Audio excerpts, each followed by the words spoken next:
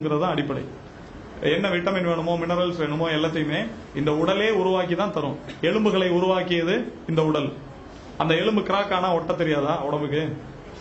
இப்ப வரைக்கும் அப்படிதான் நடந்துட்டு இருக்கு. சர்ஜரியில என்ன பண்றாங்க? எலும்பை ஒட்டுற பேஸ்ட் கண்டுபிடிச்சிட்டாங்களா? இல்ல. எலும்பை இப்படி வச்சா அதான் ஒட்டிக்கணும். எலும்பை இப்படி எடுத்து வச்சு கட்டினா அதான் ஒட்டிக்கணும். அதை நாட்டுப்புறத்துல ஒரு விதமான கட்டுகள் மூலமாகவும் லேட்டஸ்ட் சர்ஜரியில உள்ள தோலை கழிச்சு உள்ள போய் ஸ்பிரிங் எல்லாம் போட்டு உள்ள பிளேட் வச்சு ஸ்க்ரூ போடுறது மூலமாவும் செய்யறாங்க. மொத்தம் ஒற்ற வேலையை செய்யறது யாரு? உடல். அது நமக்கு தெரிஞ்சிச்சுனாலே டாக்டரோட வேலை என்னன்னு புரிஞ்சிடும். டாக்டர் வந்து அசிஸ்ட் பண்ணணும் உடம்புக்கு. உடம்ப அவர் பின்னாடி போக வைக்க முடியாது. இப்ப என்ன செய்யறோம்னா நம்ம முழு ஆரோக்கியத்தையும் மருத்துவர்கள் கையில ஒப்படைச்சிட்டு அவங்க சொல்றத மட்டுமே கண்மூடித்தனமாக பின்பற்றுகிற ஒரு மிகப்பெரிய மூட நம்பிக்கையாக இந்த மருத்துவம் வளர்ந்து போயிருக்கு. இந்த அறியாமை தான் இதுக்கு வெளியில இருக்கிற வணிகத்தை மிகப்பெரியதாக மாத்திட்டு இருக்குங்கிறது தான் பிரச்சனை.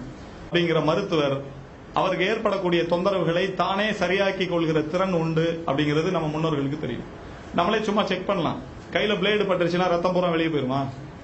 கிளாட்டிங் டைம் யார் உருவாக்குனா? ப்ளீடிங் டைம் யார் உருவாக்குனா? ரத்தத்தை உரைய வைக்கிறது யாரு?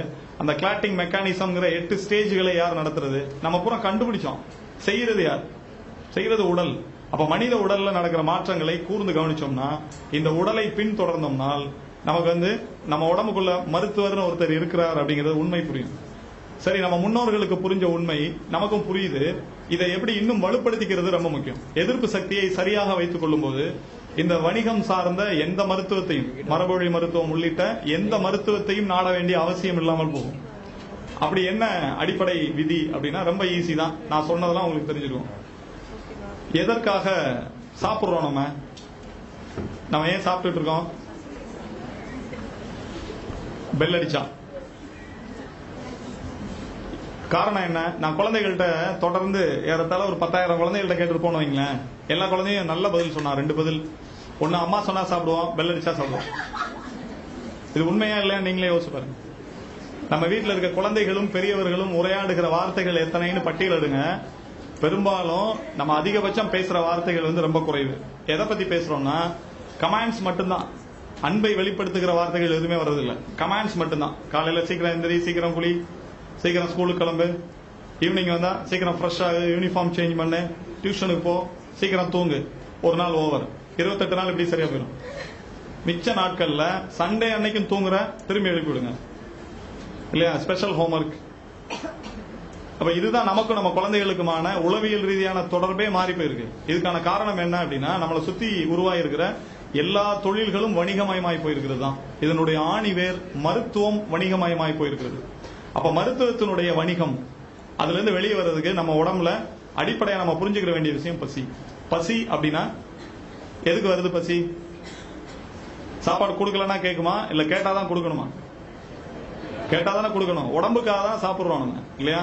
அப்ப உடம்பு கேட்கும் போது கொடுக்கறது தான் சரியான அளவுல சத்துக்களை வச்சுக்கிறதுக்கும் சத்துக்களை உற்பத்தி பண்றதுக்கும் உதவியா இருக்கும்.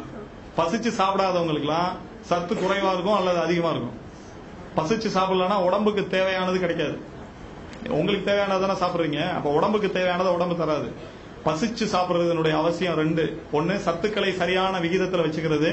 இன்னொன்னு இன்னைக்கு இருக்கக்கூடிய நவீன ரசாயன உணவுகள்ல இருக்கக்கூடிய கெமிக்கல்ஸ டீடாக்சிஃபை பண்றதுக்கு, நச்சுத்தன்மை அகற்றம் செய்யறதுக்கு நம்ம உடம்புக்குள்ள இருக்கிற பல்வேறு உறுப்புகள் சேர்ந்து வேலை செய்யணும். அதுல பசி அப்படிங்கிற ஒரு உணர்வு இருந்தால் நீங்க சாப்பிடுற உணவுல இருக்கக்கூடிய நச்சுத்தன்மை பாதியாக குறையும். அதனால பசிச்சு சாப்பிட வேண்டிய கட்டாயத்துல நம்ம இருக்கோம். இதை வந்து மீறவே மாட்டாங்க நம்முடைய முன்னோர்கள். தாத்தா காலத்துல எல்லாம் இதை மீறினவங்க இல்ல. 2வது விதி என்ன அப்படின்னா தூங்குவது. தூங்குறதுனா எல்லாம் தூங்கிட்டு தானே இருக்கிறோம். எப்ப தூங்கணுங்கிறது தான் ரொம்ப முக்கியமானது. அவசியமாக தூங்க வேண்டிய நேரம் வந்து இரவு 11 அதிகாலை 3 மணி வரைக்கும். இதுல 1 நிமிடம் மாறினால் கூட 11 மணிக்கு 1 நிமிஷம் தள்ளி போனா கூட உடம்பு வந்து வேற மாதிரி வேலை செய்யும். அதான் பாடி நேச்சர். அதுதான் இந்த ஆண்டு பயாலஜி உயிரியலினுடைய நோபல் பரிசு என்ன கண்டுபிடிப்புக்காக கொடுக்கப்பட்டது நினைவு இருக்கா? போன மாசம் தான் பப்ளிஷ் ஆச்சு பேப்பர்ல எல்லாம். Biological clock. இந்த பயாலஜிக்கல் கிளாக்ங்கிறது ஏதோ இப்பதான் அமெரிக்கால கண்டுபிடிச்சாங்களா? 1952 சிர்கேடியன் கிளாக்ங்கிற பேர்ல இருக்கிற அதே கிளாக் தான். 8000 வருடங்களுக்கு முன்னால் அக்குபஞ்சர் கிளாக்னு சொல்ற அதே கிளாக் தான். சித்த மருத்துவத்தில் சொல்லப்படுற நாடி மாறுதல்ங்கிற அதே கிளாக் தான். அதைத்தான் இப்ப நோபல் பரிசு அளவு கொண்டு வந்திருக்கான். சரி, நோபல் பரிசு கொடுத்ததெல்லாம் சரி. அது என்ன சொல்லப்பட்டிருக்கு? நைட்டு தூங்கலன்னா எல்லா நோயும் வரும்னு சொல்லுது. அதுக்குள்ள நம்ம போல நோபல் பரிசு பரவாயில்ல, சயின்டிஸ்ட்லாம் வந்துட்டாங்கிறத நம்ம யோசிக்கிறோம். ஏன் வரும் அப்படின்னா, உயிரினங்கள்ல 2 வகை உயிரினங்கள் இருக்கு. எல்லா உயிரினங்கள் மனுஷனையும் சேர்த்து day shift, night shift, 2 group. இந்த நைட் ஷிப்ட் உயிரினங்கள் இருக்குல்ல, இதுக்கு கண்கள்ல 2 விழித்திரை இருக்கும். நமக்கெல்லாம் ஒரு விழித்திரை தான் இருக்கும் மனுஷங்களுக்கு. ஆனா இரவுகள்ல விழித்திருக்கிற உயிரினங்களுக்கு 2 விழித்திரை இருக்கும். அதுக்கு இடையில டேப்டம் லூசிடம்னு ஒரு கெமிக்கல் இருக்கும். அது வழியா தான் பார்வை வந்து இருளிலும் பகல் மாதிரி தெரியும் அந்த உயிரினங்களுக்கு. அதனுடைய கண்கள்ல லைட் பட்டுச்சுன்னா ரிஃப்ளெக்ட் பண்ணும். ரேடியம் ரிஃப்ளெக்டர் அப்படின்னு சொல்லுவாங்க. அதை எல்லோ கலர்ல ரிஃப்ளெக்ட் பண்ணும். அந்த உயிரினம் தான் நைட் ஷிப்டுக்கான உயிரினம் இயற்கையினுடைய விதிப்படி. பகல் ஷிப்டுக்கான உயிரினத்துல கண்ணுக்கு ஒரு லேயர் தான் இருக்கும், 2 லேயர் இருக்காது. டேப்டம் லூசிடம் ரேடியம் ரிஃப்ளெக்டர் இருக்காது. அப்ப நைட்டு இந்த ஒற்றை விழித்திரை உள்ள உயிரினங்கள் முழிச்சிருந்தா உடம்பினுடைய அக வெப்பம் கூடி போயிடும். வெப்பம் கூடிரும். அக வெப்பம் வேற, புற வெப்பம் வேற. இந்த அக வெப்பத்தை தணிக்கிறதுக்கான எந்த வழியுமே கிடையாது உலகத்துல. குளிக்கலாம், 100 தடவை குளிக்கலாம், இது புற வெப்பத்தை தான் தணிக்கும், அக வெப்பத்தை தொடாது. ஆயில் பாத் எடுக்கலாம், ஃபாஸ்டிங் இருக்கலாம், பழங்களா சாப்பிடலாம், இது எதுவுமே அக வெப்பத்தை குறைப்பதற்கு உதவாது. அக வெப்பத்தினுடைய அடிப்படை அடையாளமே என்ன அப்படின்னா, முடி உதிர்தல்ல துவங்கும், தொடர்ந்து போகும், நிறைய பிரச்சனை இருக்கும். அடிப்படை அதுதான். அப்ப அகவெப்பத்தை தணிப்பதற்கு என்ன வழினா தூங்குறது தான், வேற வழியே கிடையாது. இது ஒரு விளக்கம். இன்னொரு வழியாக பார்த்தா, இரவு 11 மணிக்கு ஆழ்ந்த தூக்கத்துல நம்ம இருந்தால், நம்ம மூளைக்கு மேல உள்ள டக்ளஸ் கிளாண்ட், ஒரு நாளமில்லா சுரப்பி, பீனியல்னு பேரு, அந்த பீனியல்ங்கிற சுரப்பி மெலட்டோனின்ங்கிற சுரப்பை 11 மணிக்கு வெளியிடும். நீங்க தூங்கும் போது கண்கள் மூடி இருந்தால் 11 மணிக்கு ஒரு ஃபேஸ்புக் பார்த்துட்டு இருந்தாலோ, வாட்ஸ்அப் பார்த்துட்டு இருந்தாலோ, சினிமாவுக்கு போய் செகண்ட் ஷோ பார்த்துட்டு இருந்தாலோ மெலட்டோனின் கிடைக்காது. மெலட்டோனின்ங்கிறது ஒரு ஹார்மோன். இன்னைக்கு உலகத்தை ஆட்டி படைக்கும் மிக பெரும் நோய்களாக உலக சுகாதார நிறுவனம் சொல்லிட்டு இருக்கிறது பூரா ஹார்மோன் டிசீஸ் இல்லையா? இதய நோய்கள், பிபி, இன்னும் வந்து பெண்களுக்கான கர்ப்பப்பை பிரச்சனைகள், தைராய்டு, டயபெட்டிக், இப்படி சொல்லக்கூடிய பிரச்சனைகள் எல்லாம் ஹார்மோன் டிஸ்பங்ஷன்ல இருந்து வருது. இந்த எல்லா நோய்களையும் இலவசமாக பெறுவதற்கு 2 வழி இருக்கு.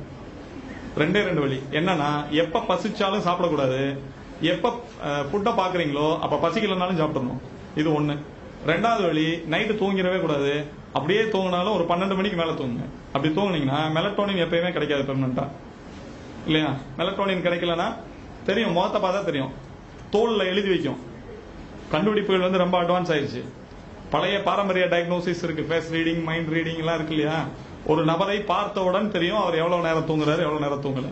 உதாரணமா டெலிவரியில வெளிப்படுறத கவனிச்சோம். குழந்தை பிரசவத்துல அந்த 10 மாதம் அந்த தாயினுடைய தூக்கம், பசியை அந்த குழந்தை சொல்லுது. எப்படி இதை சொல்ல முடியுதுன்னா, என்னுடைய 3 குழந்தைகளும் வீட்டில் பிறந்தவை, அதை வச்சுதான். இதே மாதிரி 1200 குழந்தைகள் இந்த 3 ஆண்டுகளில் வீட்டில் பிறந்திருக்குது. அந்த அடிப்படையில வீட்டு பிரசவத்துல எங்களுக்கு சிசேரியன் பண்ண தெரியாதுல்ல, அதனால நார்மல் எல்லாமே. அப்படி பிறந்த குழந்தைகள், குழந்தை பிறக்கும் போது வலி கூடுதலாக இருந்தால் அவங்க பசிச்சு சாப்பிடலன்னு அர்த்தம். குழந்தை பிறக்கும் போது, குழந்தை பிறந்து பின்னாடியே பிளசண்டா வரும் இல்லையா, நெஞ்சு பை, அது வர்றதுக்கான டைம் எவ்வளவு டிலே ஆகுதோ அத்தனை நைட் அவங்க தூங்கலன்னு அர்த்தம். அதை வச்சு கண்டுபிடிச்சிடலாம். அந்த குழந்தை பிறப்ப வச்சு அந்த 10 மாசத்துல அந்த தாயினுடைய இயற்கை விதி மீறல்களை நம்ம வந்து கண்டுபிடிச்சிட முடியும். அப்ப இயற்கை வந்து நம்ம ஒழுங்கையும் கவனிக்குது, ஒழுங்கின்மையை கவனிக்குது, அனைத்தும் நம்ம உடலிலேயே எழுதி வைக்கப்படுது. அதுக்கான விளைவுகள் தான் நடந்துகிட்டே இருக்கும். நான் ஒண்ணுமே இல்ல, பெர்ஃபெக்ட், கரெக்டா டயத்துக்கு சாப்பிட்டேன், டயத்துக்கு தூங்கினேன், ஆனா எனக்கு எல்லா நோயும் வந்துருச்சு அப்படின்னா இந்த டைம் வேற. இந்த வால் கிளாக்லாம் இயற்கையை பார்த்து நம்ம கண்டுபிடிச்சது. இந்த டைம் உடம்புக்குள்ள ஓடிட்டு இருக்க பயாலஜிக்கல் கிளாக், அதை கண்டுபிடிச்சா மட்டும்தான், அதை பின்பற்றினா மட்டும்தான் ஆரோக்கியம்ங்கிறது அடிப்படையாக கிடைக்கும். ஆரோக்கியம் ஒழுங்கா இருந்தா மருத்துவமனைக்கு எதுக்கு போறோம்? இந்த வணிகத்துக்குள்ள போய் ஏன் சிக்க வேண்டியது இருக்கு? மரபு வழி மருத்துவமோ நவீன மருத்துவமோ டெஸ்டுகளுக்குள்ள ஏன் போக வேண்டியது வருது? அப்ப அடிப்படையாக பிரைமரி ஃபேக்டராக முதன்மை காரணியாக இருப்பது நம்முடைய அறியாமை. இந்த அறியாமையிலிருந்து வெளியேற்றுவதற்கு இன்னொரு நபரால நிச்சயமா முடியாது. உங்க உடம்போடு நீங்க பேசணும். அதைத்தான் உடலின் மொழின்னு சொல்றோம், வாய்ஸ் ஆஃப் ஹெல்த். உங்க உடலோடு நீங்க உரையாடுங்க. பசிக்குதான் ஒரு வார்த்தை கேளுங்க. இப்ப உங்களால இமேஜின் பண்ண முடியும், யூரினரி பிளாடர்ல யூரின் இருக்கா இல்லையாங்கிறத நம்மளால இமேஜின் பண்ண முடியும் இல்லையா? அதே மாதிரி வயிறு காலியா இருக்கா இல்லையாங்கிறத பண்ண முடியும். எம்டி ஸ்டொமக் வேற, பசிக்கிறது வேற, 2 வேற வேற தானே. இதை கவனிக்க கவனிக்க கவனிக்க நம்முடைய நுண் உணர்வு, தமிழ்ல நுண்மான் நுழைப்புலம் அப்படின்னு சொல்லுவாங்க, அந்த நுண் உணர்வு அதிகரிக்கும். உங்களுடைய ஒர்க்கிங் கெப்பாசிட்டி, உங்களுடைய thinking capacity, thought process, creativity எல்லாமே வேற லெவல்ல போகும். அடிப்படையே இதுதான். இந்த பசி, தூக்கம்ங்கிற 2 விஷயத்தை வச்சுதான் நம்முடைய முன்னோர்கள் நீண்ட காலம் வாழ்ந்தாங்க. ஆரோக்கியமான வலுவான உடலோடு வாழ்ந்தாங்க.